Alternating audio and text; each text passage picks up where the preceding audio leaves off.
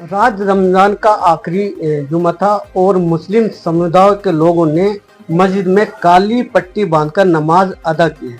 इसी विषय पर हम जानेंगे मंगलौर के मुफ्ती मासूम कासमी साहब, जो कि शहर काजी भी हैं। उनसे जानेंगे कि काली पट्टी बांधकर नमाज अदा क्यों की गई। उससे आप जैसे कि आप देखा गया है मस्जिदों में अधिकतर काली पट्टी बांधकर नमाज अदा की गई है, क्यों की गई है, क्या कारण है, किसका विरोध कर रहे हैं? बिस्मिल्लाहिर्रहमानिर्रहीम। मैं आपका और आपके चैनल का शुक्रिया अदा करना चाहता हूं।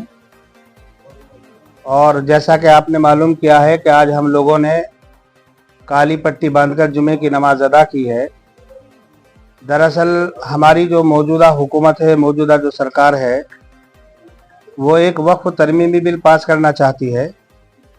और उस वक्फ तरमीमी बिल में दरअसल हमारे आबा अजदाद ने जो ज़मीनें, जो जायदादें गरीब मुसलमानों के लिए वक्फ की थी ताकि उनकी इमदाद की जा सके, उनकी मदद हो सके, तो दरअसल हुकूमत अपना उस पर कंट्रोल कायम करना चाहती है और इन औकाफ को अपने कब्ज़े में करना चाहती है।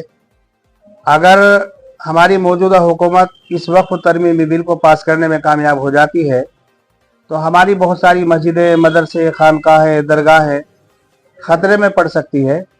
इसलिए हम लोगों ने एहतजाजन काली पट्टी बांध कर जुमे की नमाज अदा की है। और हमारी एक बहुत बड़ी तंजीम है मुस्लिम परसल्ला बोर्ड, उसकी तरफ से है ये कॉल दी गई थी, इसलिए हमने उसकी तामील में काली पट्टी बांध कर जुमे की नमाज अदा की। जैसे जुमे की नमाज अब 2-3 दिन बाद ईद का त्यौहार भी आ रहा है, जो कि मुस्लिमों का बहुत त्यौहार माना जाता है। बात करें मेरठ की, तो मेरठ में जो प्रशासन ने कहा है कि सड़कों पर नमाज नहीं पढ़ी जाएगी, जिसने पढ़ी उसके पासपोर्ट रद्द कर दिए जाएंगे, ड्राइवर लाइसेंस रद्द किया जाएगा। इसी प्रकार संभल में जो अगर अपनी मकान की छतों पर भी नमाज पढ़ेगा उसके खिलाफ भी कार्रवाई की जाएगी। इस विषय में आप क्या कहना चाहेंगे? दरअसल ये जो बयान है ना, ये सब सियासी बयान है। इनका मकसद सियासत के अलावा और कुछ नहीं है। ये हमारा जो मुल्क है, गंगा जमनी तहजीब वाला मुल्क है। बहुत सारी कौमें, बहुत सारे मज़ाहिब के लोग यहाँ प्यार मोहब्बत के साथ रहते हुए आए हैं। और मुसलमान खुद इस बात का ख्याल रखता है कि सरकारी ज़मीनों पर या दूसरों की ज़मीनों पर नमाज अदा ना की जाए, बल्कि नमाज के लिए जो मस्जिदें, जो जगह मुतय्यन की गई हैं वहीं पर नमाज अदा की जाए। लेकिन कभी कभी ऐसा हो जाता है कि मजबूरी में आदमी ज़्यादा हो जाते हैं, इस बुनियाद पर सड़क पर नमाज पढ़ लेते हैं। मैं मुसलमानों से यही अपील करूंगा कि वो सड़कों पर नमाज पढ़ने से एतराज़ करें।